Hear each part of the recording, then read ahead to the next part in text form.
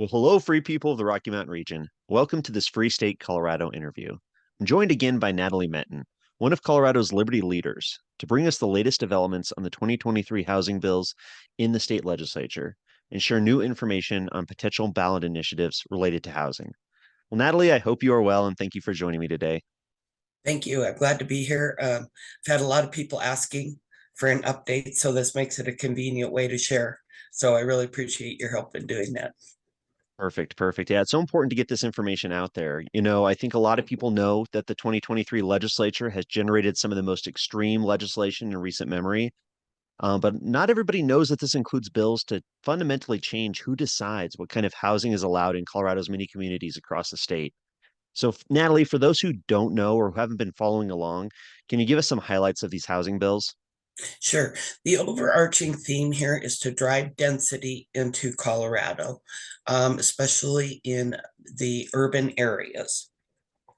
And there are multiple pieces in the works right now, but it kind of goes back to Proposition 123, which was passed last year by the voters by about 53%, a little bit over that. And that stated that a certain amount of state funding, which includes part of our Tabor refunds, would instead be diverted to an affordable housing fund, which would be administered by unelected folks. And what it will do is dispense money out to local governments. And there's certain things the local government has to do in order to achieve that money. One of them is increased density.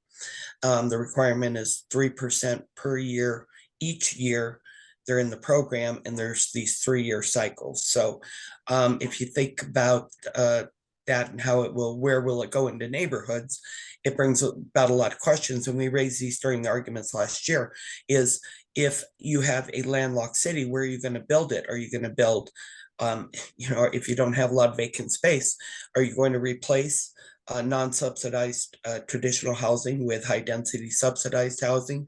Are you going to build higher? Are you going to build increase the density? What are you going to do to accomplish that?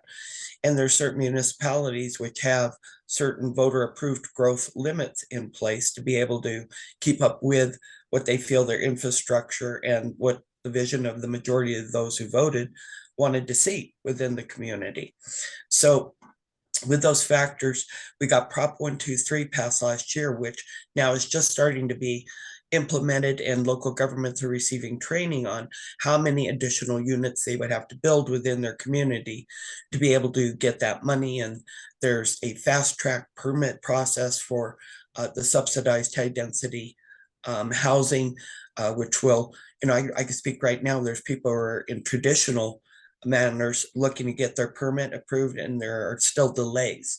This will probably further increase those once 123 is implemented, because they will fast track ahead of those who are already in a traditional line to get that building permit. There's some other problems with Prop 123, and that is, number one, it really didn't address the water issue in Colorado when it was driving this density in. And I've heard the units that were short range from 60,000 some units now up to 600,000 to 800,000 units short. If you look at the population in Colorado, we've got basically, I think, total about, I hope I've got this right, just under 6 million people total. But not everyone's going to own a house. Obviously, toddlers not going to own a house, right? Look at adults. You've got right now just over 3 million adults. And if they're saying that we're 600 or 800,000 units short, there's just no way that plays true. So they're looking to the future. What that means is we're driving, if you build it, they will come. So we are, seeing that growth that is expected, but we don't have the water capacity. We don't have the natural resources to support that. I see comparisons between Portland and let's say Minneapolis as an example, two big differences. Look at their water situation and look at our water situation. I think that's a dramatic difference there. So with Prop 123, we're starting to see the implementation of that. So there's House and Senate bills that are being run to also drive that mechanism, the density, into parts of Colorado that may not necessarily want it. It's kind of like, here's the funding mechanism with Prop 123. Again, part of that's our Tabor refunds going forward all into the future. until it changes. Some years it might reduce, some years might eliminate Tabor refunds because this money that's been approved to go over here. So you got the funding mechanism there. Now you've got the government stepping in at the state level. The way to look at it is that instead of using the carrot, they're going to use the stick.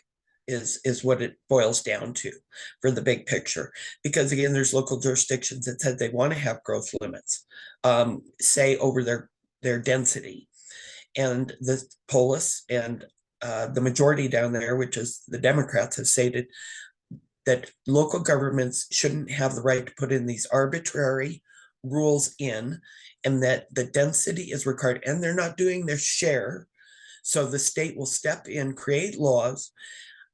That moves us into these mechanisms. So we got Senate Bill 213, which is called the land use bill. That will eliminate the local choice on density options. And it will replace it with state authority, again, unelected officials, where they haven't even created the plans yet. There's an administrator in different section referred to who will create these rules in 2024 as to what defines this, what defines that. This committee that will be composed, there's a whole lot of bureaucracy in Senate Bill 213. Now, the status, I'll jump to the status in just a moment before I go there. So Senate Bill 213 is just driving the state authority into local zoning issues and density, because Polis feels that cities who are not going along are not doing their part. I mean, there's like finger pointing at these cities going, sorry about that, but we are going to take over and we're going to decide. Then I'll jump real quick to another one of the, instead of the carrot, it's a stick kind of a thing. And that is House Bill 1190, which is affordable housing right of first refusal. And what that means is that the government in certain types of properties, so it's multi-unit properties, that's important to note right away. With the House Bill 1190, it will give governments the first right to purchase a property before any other third party if they are multi-unit. That's defined by, in the urban areas, 15 units or more, and in rural areas, 5 units or more. And when the government is given that right to the first refusal, it means there's a bureaucratic delay imposed on the seller, which is really a property taking when the way markets can change. Just having to notice the government, and within they have then 7 days to tell you if they're interested at all, a certain amount of days to say whether they work through an offer, and then an extended amount of days where they work through inspections, financing, so forth. I could give all of those calendar days, but it really does not matter, because there's a clause within the bill right now, tolling of periods, which says if there's an unreasonable delay outside of the government's control, that timeline where the seller is on hold while the government figures it out, it doesn't matter. There's really no set hard time. So we've got that force mechanism in the works with HB 1190. There's a third bill, which is really aimed at a few specific municipalities. And those are ones that have put in growth limits. And I knew there was 3, but there seems to also be a 4th that would apply there. So very small out of the number of jurisdictions. But these are jurisdictions that generally by voter approval have passed a growth limit. And the state is saying, we will preempt that. So any city that's already passed it, whether it was by vote or whatever mechanism, doesn't matter, you don't get to have that growth limit. You again are not doing your part. We need to have this density, and we, the state, are going to come in with our authority and say that you don't have a right to do that. Now, there were amendments proposed. I'll mention 2 of them specifically, and that was, let's see, Rep. Don Wilson had proposed exempting home rule municipalities. So in other words, let those home rule municipalities make their own choice about what they would be doing. And the other one was that, apologize, it was, I believe, going to the vote of the voters. I think that was also in there, and I just didn't note it. Apology, but the one that was really important, also, I should note, is Rep. Puglisi had proposed amending the safety clause in the bill.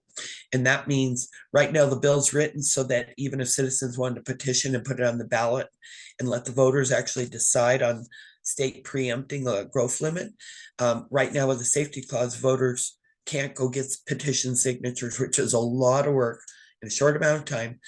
Right now they can't because that clause is in there, and great thanks to those representatives, DeGraff, Wilson, Catlin, Wright even spoke against this bill. So with all these bad bills that are in the legislature, the overarching theme is that none of them is passed and a done deal. So there's still time to weigh in and chime in on these. So as an example, that right of first refusal, let me make sure I've got my note right on this one. So with that's a House bill. So it's gone already through the state House, unfortunately. It's now made it to the Senate. And the good news, though, and this is where we can make a difference, I think we already have, and we can continue to, is that since April 10th, that right of first refusal has been laid over daily on the Senate floor for second reading. Second reading is when the amendments take place. So there's three more steps technically before it become law. One, it still has to go through second reading in the Senate floor. Goes through third reading, which has to occur at least 24 hours later after second. And then it would have to go to the governor's desk for a signature. So that's three more chances that give us time to be able to speak up and fight against the government being able to hold up sales. One other note about, I know I'm going quick, but with House Bill 1190, not only does it delay the sale for the seller, where the government's figuring out if they want to buy it and use it for high density subsidized housing, but it will create a price cap, because there is mention in there that if first of all, if the seller is prohibited from negotiating with a third party seller, if this makes it the price the offer to the government's trying to come up with, if it makes it unreasonable for the government to come up with that money.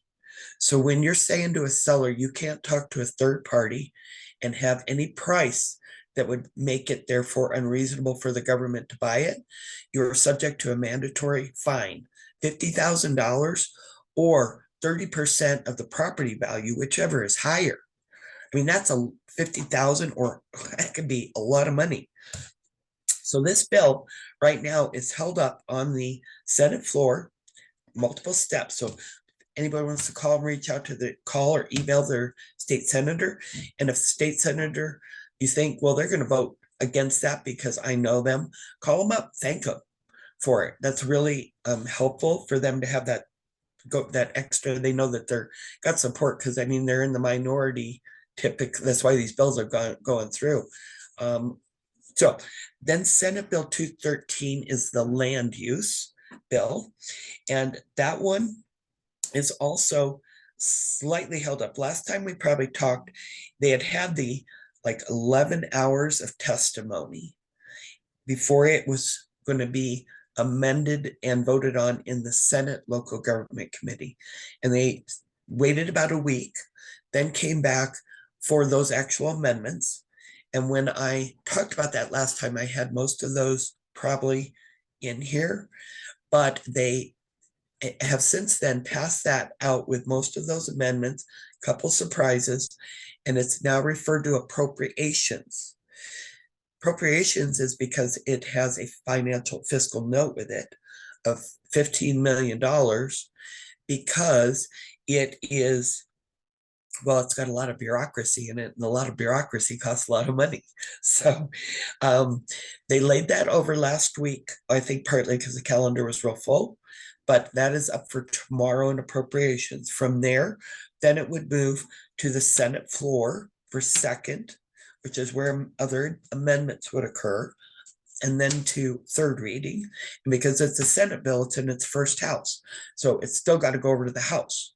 So with the limited calendar days that we've got left, that's, and as controversial as this is, this land use where state authority takes over density choices, we have a hope there. I'll move real quick to 1155 and then I'll see if you've got any questions on some of these. So, or maybe I should talk about some of the major amendments, but House Bill 1155 is the one that if there's a city has a local growth limit in place, that one has now passed the House second reading with minor amendments. And so it is now scheduled for a House third reading, and it's now moving pretty quick. Not a lot of opposition. I was surprised these House reps who spoke against it were not the metro area, those who'd be actually most affected, the municipalities. So those elected officials don't seem to have the same voice as maybe the majority of the voters did when they were passed by the voters. So that one would still have to go through the Senate and of course the governor's signature. So you got questions, or should I jump to some of the major, did I miss major points? No, I mean, I think you hit the major points. It definitely makes sense. It's a frightening situation for property owners in Colorado. I mean, I think one of the biggest things that people need to realize is that this is a total power grab. It's a Polis power grab trying to come in and have the state government usurp, take control over local authority for housing. I mean, it's ridiculous to think that Denver Democrats, Denver politicians have any idea whatsoever what these surrounding communities should be doing with what's allowed in for zoning for housing. And Colorado voters do not want more development, more housing, more density. I mean, just look at Denver, for example. Denver has been a complete failure. It's a sad, sorry state down there with unfortunately very sad, a lot of unhoused homeless people on the streets, record crime. I mean, you can't go a day without seeing a shooting or a stabbing or some sort of robbery down there. Tons of issues. Denver's not really a great example for the rest of the state of Colorado right now. And what these bills would do is basically export Denver to the rest of the state, especially the metro area, turn, these quiet suburban communities into high density Denver housing. That's going to come along with a lot of problems. So pretty strange situation or a rough situation for Colorado homeowners, for people who've maybe lived here a long time or people just moving here who want to have a nice, quiet Colorado lifestyle. To see this being pushed on their communities by the state government is hopefully a wake up call for a lot of people. Well, and I think there's people who maybe don't realize, maybe when they hear some of the major points, maybe on the radio or TV, about what's changed in these bills. But with 213, they did amend it down as to the amount of upzoning, because upzoning means the higher density. So they brought that down some, but there's still parts in here where it's talking about. So when we talk, where it ended up with 213 is single family residential. First of all, any single family residential, it was proposed at 6 ADUs on any parcel. That's been now knocked down to 4 ADUs on any parcel, which would mean you'd have a total of potentially 5 dwelling units there on a property. And then there was a part that a lot of people had, well, there are lots of pieces that people are upset about with this one, but what was called middle housing. Middle housing is the multi-unit. And that was to include be in any single family residential area. So it was basically eliminating single family only residential.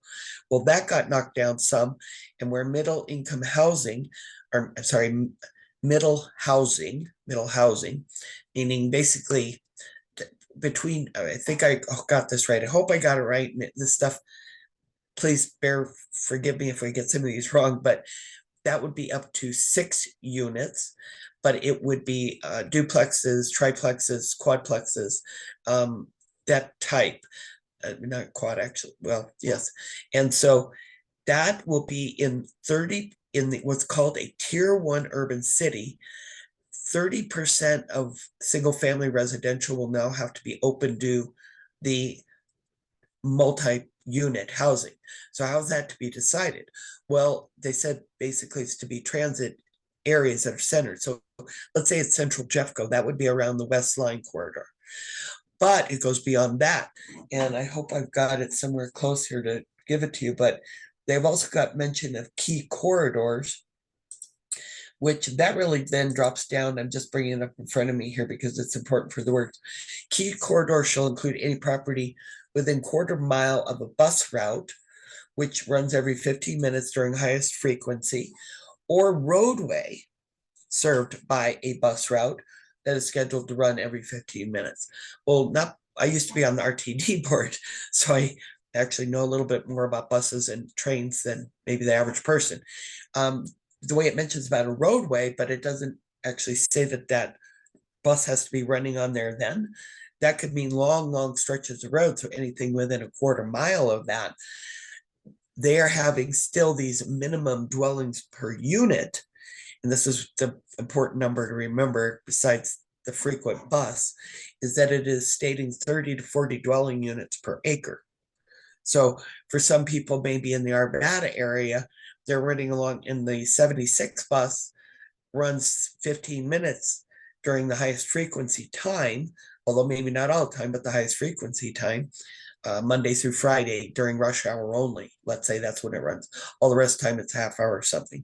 Anybody within quarter-mile, then it's saying that minimum of 30 to 40 dwelling units per acre.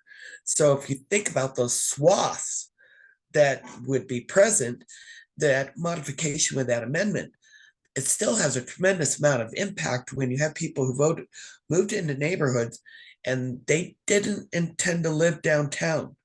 They didn't intend to have um, their sidewalk, which typically melts pretty quickly, all of a sudden be shadowed by um, that much more of a taller building, or however they're going to fit that density in. I mean, 30 to 40 dwelling units per acre is pretty extreme. And when you think about not just light rail lines, it's these bus routes, these things have, so it'll be interesting to see if amendments are made like, put it to a vote. But I don't think they're at all interested. I mean, a vote of the people, refer it to the ballot. I mean, they can do that. And when those amendments were made, I mean, the sponsors just kept saying that this has to be done, and the cities are not going. There are some cities, municipalities that are not going along with it, and we absolutely have to have state authority to be able to remedy the situation. Water was rarely talked about the other day, except in that they believe the density will actually reduce transportation needs, therefore some water. I don't, I kind of think of every time when I go downtown, I don't know why, but maybe it's my imagination. It's always hotter down there. And I always think of it's really just partly because of the block of the airflow. And so when you build that density in, there's just a lot of quality of life issues that go along with it. Just seeing the dogs that be able to picture it's, it sounds silly, but the other day I'm watching somebody walk their dog. I'm going, well, that's great, except it was a pretty warm day. And the dog's foot pads, I'm sure, were quite warm on that asphalt.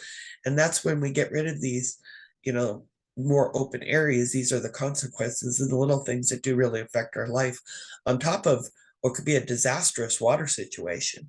If these, anyway, I'll stop there. Do you have, I mean, and then we're going to go into initiative 3 because there's some new things I learned there, I think. Yeah, no, it's I guess part of it is it makes me think of a Soviet era central planning scheme where, these people get into a room somewhere, get a map out, have the RTD, routes listed and decide how they're going to carve up the districts that we're going to live in. Reminds me a lot of this 15-minute city talk that you're hearing on international news a lot, especially over in the UK. But just this idea to kind of reimagine what our lives are like here in Colorado to kind of go along with what's happening in some of these other big cities, these high density areas across the country. Earlier, you mentioned Minneapolis and Portland. There was actually a Colorado Public Radio article this week I read. And it said, well, Colorado's debating all these housing bills. How's that worked out in other communities? And of course, it was relatively favorable. But their number one example was Minneapolis. And I just had to, kind of laugh and think, I don't know many people who moved from Minneapolis to Colorado that want to repeat the failures of those governments out there. People have left a lot of these places to have a better lifestyle out here and have better quality of life. I don't think there's a lot of people who want to see Lakewood or Arvada or, some of these smaller communities turn into Minneapolis, or to have Denver turn into Minneapolis. I mean, it doesn't seem like a very good situation that a lot of people would be happy with. Well, and I also read that article, and they noted at the end, it really seemed to imply that the biggest change noted was not really the density they saw, but removing the parking restrictions.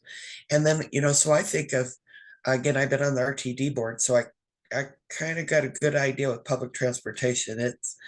Unless you live, right next to it, but also work right next to it, you're looking at a longer commute time. I mean, it was just, I've got a free bus pass for life, and I tell you, I'm not taking an hour longer to get somewhere when I got a very fuel efficient vehicle. But when you look at along the West Corridor as an example, and look at the developments that have been built right next to it, and you look at the parking on the streets there, I mean, it's jam packed. It's just, you can never really find a spot. So people want their cars still. And when they eliminate, what 213 does is, with this density that's driven down in, it's also saying that you can't require off-street parking in these transit centers. And I got to make sure what that means for the key corridors I mentioned, because there's transit centers and then there's key corridors, different rules. But I mentioned the lower standard ones earlier. It's more anyway. With that, I don't know that people are going to be getting out of their cars. Denver, like the extent they want. And this is going to create a lot of off parking concerns. At the end of the day, maybe some of their valid discussions within these bills that we can have, but the mandate, the hand down, the shove it down our throats is not at all acceptable. Not at all. And people are very, very upset about this. Land use is really just one of the issues that local people may not get as much into some of the other bureaucratic parts of government, but land use will definitely get their fire going, and they've lit it. So let me move into initiative 3. Now here's, again, we've talked to an overarching theme. We have Prop 123, which is a funding mechanism. Voters passed it last year, unfortunately. $6 million campaign, big guys against, really, it wasn't even David and Goliath, really. It really wasn't, because we just didn't, or we were busy fighting some other things. And so Prop 123 goes through, that's a funding mechanism. Now you have the 2 whips or sticks, whatever you want to call it, which is House Bill 1190, Senate Bill 213. And then let's go back to funding again. So we've been talking about these density things. Well, what's mixed in all of that, all of it, is subsidized housing. All of it. That's why there's a fiscal note with Senate Bill 213 also. It's additional money into subsidized, government controlled, taxpayer owned subsidized housing. So government still wants more money. So 2 lawyers from D. Weiser and Dalton Kelly from Butler and Snell law firm have proposed initiative number 3, which is citizen, and I shouldn't say citizen initiative. I'm not sure, that I don't really think they're doing it for free. Okay. But I might be wrong. And they're lawyers, and I don't want them suing me. So anyway, one reason or another, they're running this initiative 3, which will create on a fee payable by the buyer of any real property, an amount of 0.1%. Hope I got the number right. It's a few $100s, basically, up on a smaller property. Could be thousands of dollars, payable by the buyer, and it's for a new government program for attainable housing. So note, we got affordable housing. Affordable housing is below a certain income level. Attainable housing would be what they're considering middle income. For a single person, that means basically over $60,000 a year, and up to just under $100,000 a year under this plan would get subsidized housing, be able to take out loans on the taxpayers' back, That's for this attainable housing. the funding comes from this fee the buyer would pay, and any buyer does, and the money goes into this new government program. I think it's $70 million a year. They're trying to call it a fee. And the reason they're trying to call it a fee is because Taxpayers' Bill of Rights clearly, under Section 8A, prohibits a property transfer tax. So if you wanted to change that, and it's even said twice, by the way, it's very clear in Tabor, Taxpayers' Bill of Rights. If you wanted to amend the Constitution and charge a tax on property transfer, you have to amend the Constitution. You can't run a state statute. That's what they're trying to do with Initiative 3. The reason they want to do that is because it's harder now to amend the Constitution. You also have to have 55% of the voters approving it to actually do it. So they want to skirt Tabor, circumvent our Taxpayers' Bill of Rights, which is very widely loved by the citizens. And these two lawyers are attempting to say it's a fee and change it with a state statute. Now, is there somebody else behind this measure? Probably. I mean, you look at the housing discussion here, there's a lot of people having a lot of meetings. There's over $6 million, I think roughly $6 million. They went into Prop 123 last year to get more money out of us, our Tabor refunds. So right now with Initiative 3, they've gotten this to the point where they could take it to the street and get signatures. So I would say be very cautious this summer on if you get approached with a property tax issue or a fee, something like that. Use caution, read these closely because there's multiple issues going right now that could hit the streets. But Initiative 3 has gotten approval to go out and get those signatures.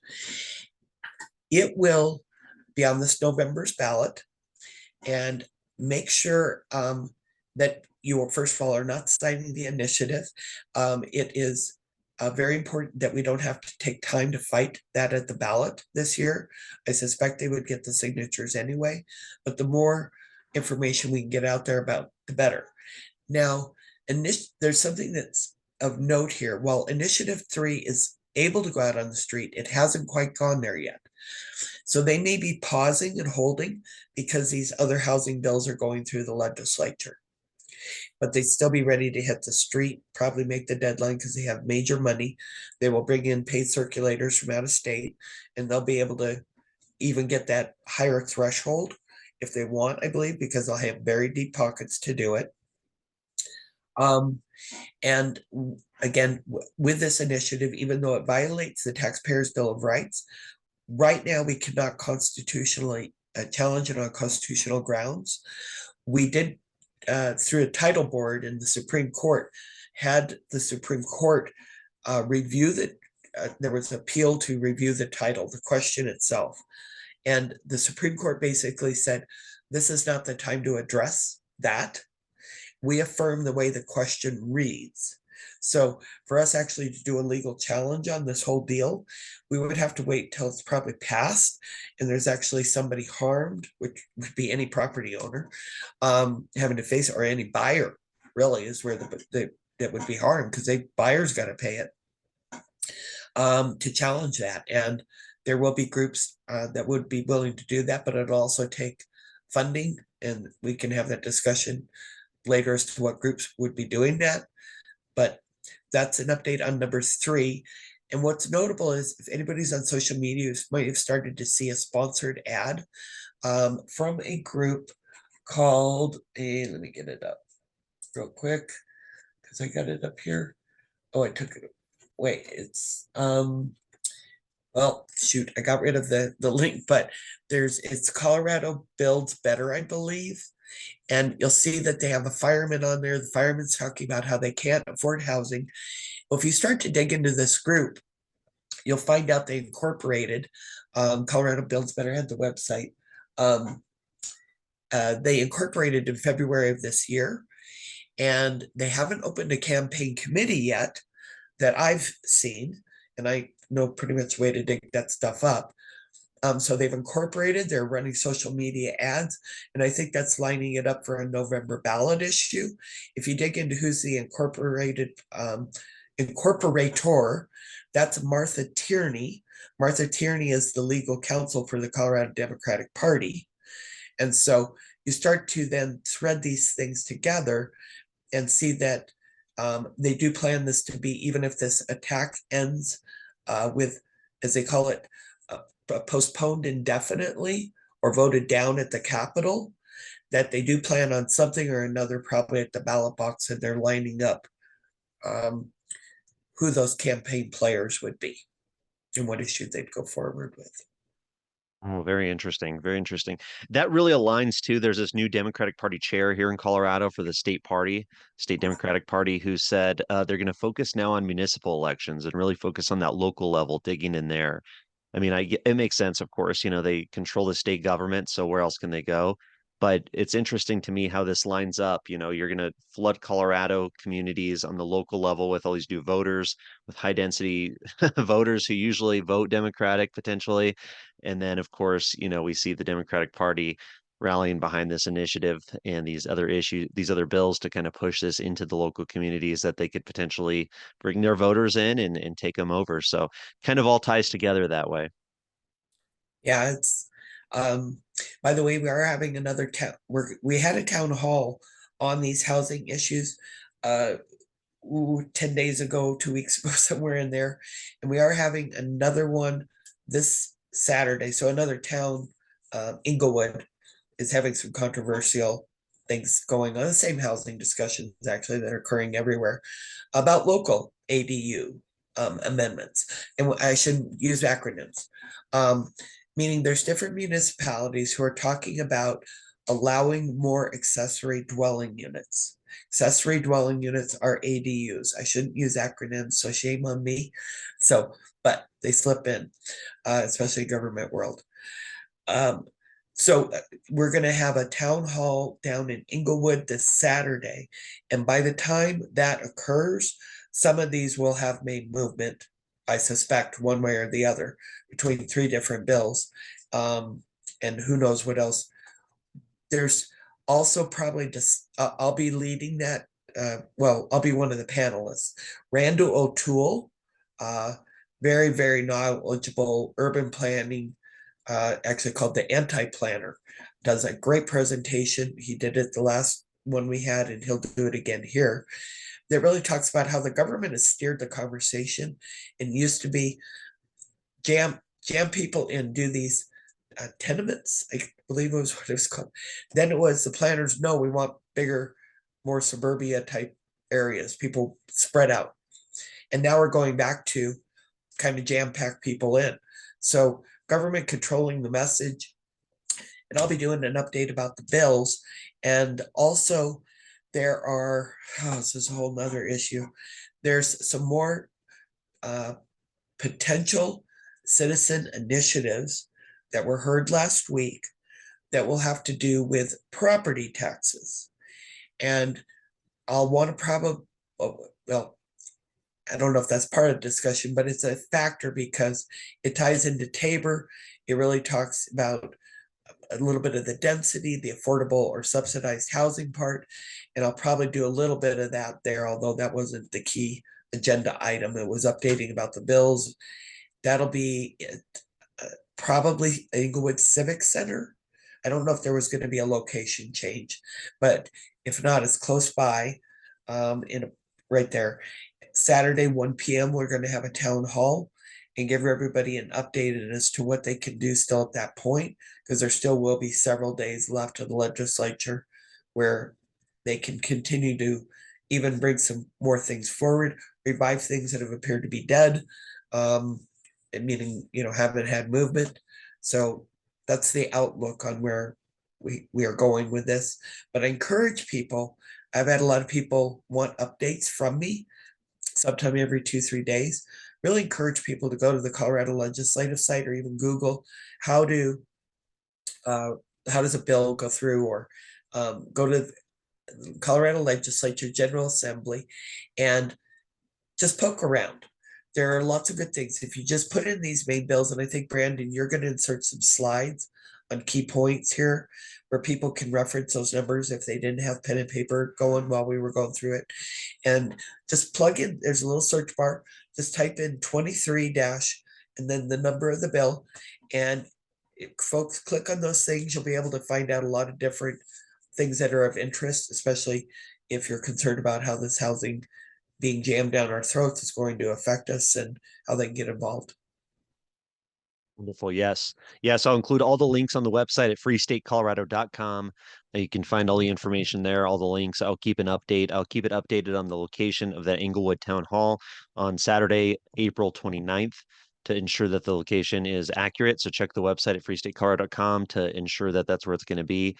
Happy to provide that information out there for people. I'll also include a link to say how the bill becomes a law. I know exactly what you're talking about on the legislative website. So Second definitely. reading, yeah, second reading versus third reading, and it's really good stuff to read. Definitely, yeah, and that's what we need is citizen participation. People, you are not powerless. Individuals can have a very loud voice on the state level, and there's some options, as Natalie, you've been talking about getting involved with your state senator, your state representative now to really make your voice heard. Let them know you oppose this legislation. Let them know that they should be opposing it and stopping these bills, maybe amending them, poison pill amendment, things like that, to really slow down the process. And then that's the other key is the clock. We only have a few weeks left in the legislative session. There's a lot that can be done to stall these bills in the Capitol. But these politicians, the good guys down there, need the support of the voters, of their constituents, of citizens across the state to help encourage them and help them fight against these bills down at the legislature. So there's still a lot that can be done this year in these last few weeks of the legislature. And then very important, something close and dear to my heart is the 2024 elections coming up. All of these politicians, there's some safe seats in Colorado, don't get me wrong, but I think there's less safe seats for the Democrats than what most people would think. So it's very important that individuals recognize where their representatives and their senators are on these bills. What are they doing down at the legislature? How are they voting? And then holding them accountable come election time, whether that's supporting a candidate who's a little bit better on these issues or just actively opposing these legislators as they come up for election, which many of them will in 2024. So a lot of reasons to be optimistic, a lot of things that can be done. Attend town hall community meetings. It's one of the best places to organize, to meet other people in the community, and hey, maybe put some plans together for 2024, whether it's a legislative session next year, which these issues are going to continue to be occurring, ballot initiative this year, and of course those elections coming in 2024. So wonderful information, Natalie. What else? Anything else to leave us with? Um, just a couple of things. Let's see.